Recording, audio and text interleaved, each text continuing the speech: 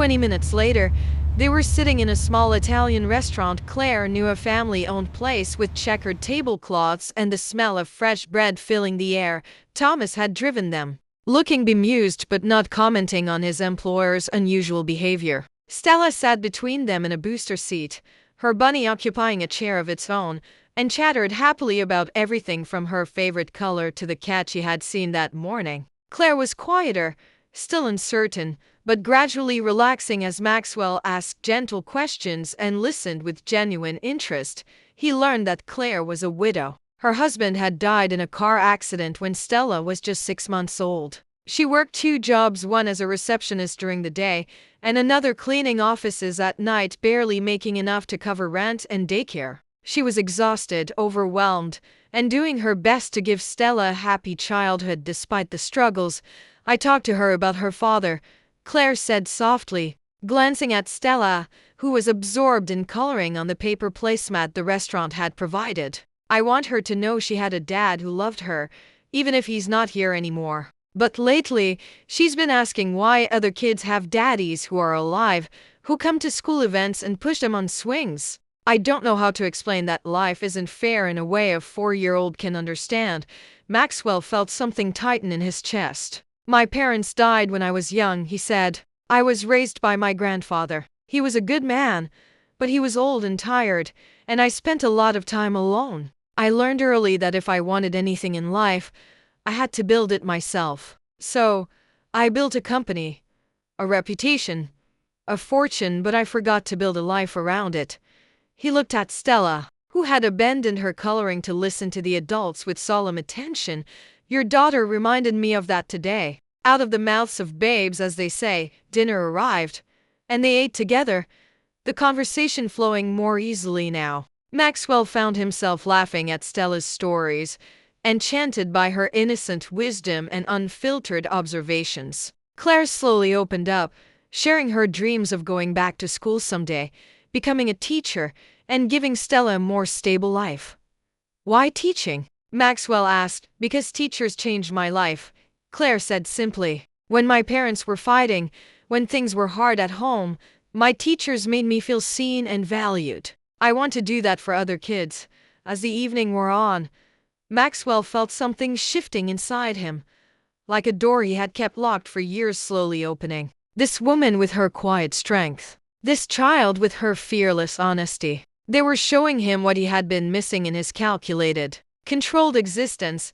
When dessert arrived, a small birthday cake that Claire had quietly arranged with the restaurant, Stella sang happy birthday with more enthusiasm than pitch. Maxwell felt tears prick his eyes for the first time since his grandfather's funeral.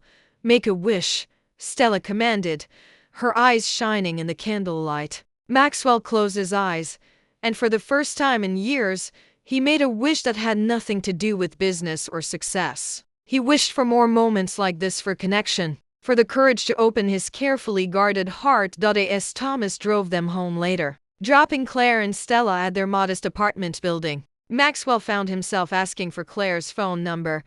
I'd like to see you both again, he said. If that would be okay. Claire hesitated, then nodded. Stella was right, she said softly. You do seem lonely. And so am I. Maybe we could be friends. Just friends to start. Friend sounds perfect, Maxwell agreed. Over the following months, Maxwell became a regular presence in their lives. He showed up for Stella's daycare performances, took them to the zoo on weekends, and found himself spending more time away from the office and more time living. He helped Claire enroll in night classes, covering her tuition with a scholarship from a foundation he quietly established for single parents pursuing education. Claire resisted his help at first, proud and independent, but eventually accepted it with grace when he explained that she was giving him something far more valuable in return, a reason to remember what mattered.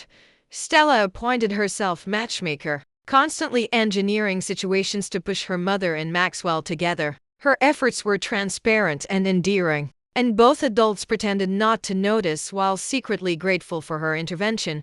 One evening, nearly a year after that first encounter outside the limousine, Maxwell took Claire and Stella to a small park where Stella loved to feed the ducks. As the little girl ran ahead, Maxwell took Claire's hand, Your daughter was right that day, he said. I didn't need a wife and she needed a dad.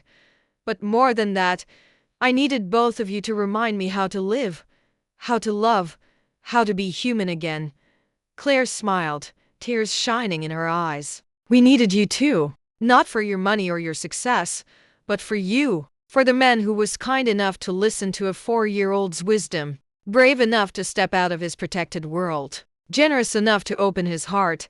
They were married 6 months later in a simple ceremony, with Stella as the flower girl, clutching the same stuffed bunny she had held that day by the limousine. Maxwell Donovan, who had spent years building an empire alone, finally understood that the greatest success was not measured in wealth or power, but in the love you give and receive. Sometimes wisdom comes from the most unexpected sources: a child's whispered observation, an honest moment of vulnerability, a willingness to step out of a limousine and into life. And sometimes the family we need finds us in the most unlikely ways, at exactly the moment we need them most.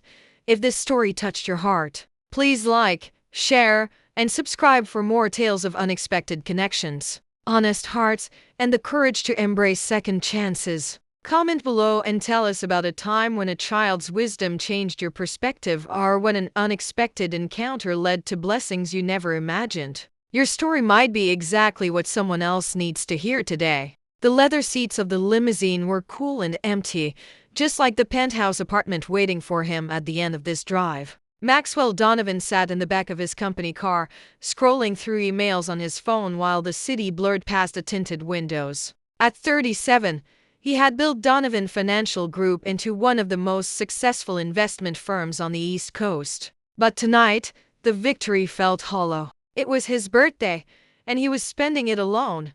His driver, Thomas, had asked if he wanted to go anywhere special for dinner. Maxwell had waved off the suggestion, saying he would eat at home. The truth was, he had no appetite for restaurant meals eaten in solitude, for waiters who sang obligatory birthday songs to a table set for one. The limo slowed at a red light in a neighborhood Maxwell rarely noticed, a transitional area where the city's wealth gave way to struggling shops and modest apartments. Maxwell glanced up from his phone, momentarily distracted by movement outside his window. A little girl stood on the sidewalk, perhaps 4 years old, with a mass of golden curls that caught the late afternoon sun. She wore a light blue sweater and clutched a stuffed bunny to her chest. Her eyes, wide and curious, were fixed on the limousine with the kind of wonder only children possess. Maxwell found himself staring back, something in her earnest gaze catching his attention. The child took a step closer to the car, then another, until she stood right beside his window. She pressed one small hand against the glass, the stuffed bunny dangling from her other arm. Then she did something that made Maxwell's heart stop. She leaned close to the window and whispered, her breath fogging the glass. Her voice muffled but just barely audible through the expensive soundproofing. You need a wife and I need a dad. Maxwell sat frozen, his phone forgotten in his hand. The light turned green, but he held up his hand to Thomas, signaling him to wait. The little girl remained at the window, her expression completely serious, as if she had just stated the most obvious truth in the world. Sir? Thomas asked from the front seat, uncertainty in his voice. Maxwell pressed a button to lower his window, and the city sounds rushed in along with the cool evening air. Hello, he said to the little girl, his voice gentler than he had heard it in years. That's quite a statement you just made. It's true, the little girl said with the absolute certainty of childhood. You were looking sad in there all by yourself. And I don't have a daddy, so maybe we could help each other. Before Maxwell could respond, a woman came rushing out of a nearby laundromat, her face pale with panic. She was young, perhaps in her late 20s, with the same golden hair as the child, pulled back in a hasty ponytail. She wore simple jeans and a faded sweater, and her arms were full of clean laundry. Stella. The woman cried out, relief and fear mixing in her voice. What have I told you about wandering off? I turned my back for 1 second to fold the sheets, and you were gone. She reached the little girl and pulled her back from the car, her eyes meeting Maxwell's with a mixture of apology and weariness. I'm so sorry, sir. She didn't mean to bother you. Please forgive us. She wasn't bothering me, Maxwell said, and he realized it was true. She was just being honest. The woman's cheeks flushed pink. She has a very active imagination. Come on, Stella. We need to get home. But Mommy, Stella protested, clutching her bunny tighter. He looks lonely. And we're lonely too. You said so last night when you thought I was sleeping. You said you wish Stella had a father who would stay. The woman's face went from pink to crimson, and Maxwell saw tears spring to her eyes. Stella, that's private. You can't just tell strangers things like that. Why not? Stella asked with the logic of a 4-year-old. You always say telling the truth is important. Maxwell found himself stepping out of the limousine, much to Thomas's surprise. He stood on the sidewalk, this man in his $1,000 suit, facing this woman with her laundry and her honest little daughter. I'm Maxwell, he said, extending his hand. Maxwell Donovan. And your daughter is right. I was sitting in that car feeling sorry for myself because it's my birthday and I have no one to spend it with. Her observation was more accurate than she could have known. The woman shifted her laundry to shake his hand, her grip tentative. I'm Claire, she said quietly. Claire Morrison, and this is Stella. I'm really sorry about what she said. She doesn't understand boundaries yet. I liked what she said, Maxwell replied, surprising himself with the admission. It was the most honest thing anyone said to me in months. Most people tell me what they think I want to hear. He looked down at Stella, who was watching the exchange with bright, interested eyes. You're very observant, Stella. How did you know I needed a wife? Because you were all alone in that big fancy car, Stella said, as if this explained everything. And you looked like my mommy looks sometimes when she thinks I'm not watching. Sad and lonely. Mommy says everybody needs somebody, so I thought maybe you needed us and we needed you. Claire's eyes filled with tears again, and she hugged the laundry basket closer. I should get her home again. I apologize for the intrusion. Wait, Maxwell heard himself say. It's my birthday, and I was planning to spend it alone, eating takeout in an empty apartment. Would you consider joining me for dinner instead? Both of you? Nothing fancy. Just a meal between 3 people who, according to Stella, all need somebody. Claire stared at him as if he had suggested they fly to the moon. That's very kind. But we couldn't possibly. You don't know us. We're strangers. Strangers are just friends we haven't met yet, Stella announced, clearly quoting something she had heard before. That's what Miss Jenny at daycare says, Maxwell smiled. The first genuine smile he had felt in weeks. Miss Jenny sounds very wise. Please, Claire, I'm not asking for anything except company for dinner. You can choose the restaurant somewhere public and safe. I just don't want to spend my birthday alone. And your daughter has already made it more memorable than any birthday I've had in years. Claire looked from Maxwell to Stella, uncertainty and something else, maybe hope, flickering across her tired face. Why would you want to have dinner with us? We're just ordinary people. You're clearly someone important. That's exactly why, Maxwell said quietly. I'm surrounded by important people every day. People who want something from me or want to be seen with me. Your daughter wanted nothing except to point out a truth. That's rare. That's valuable. Please say yes.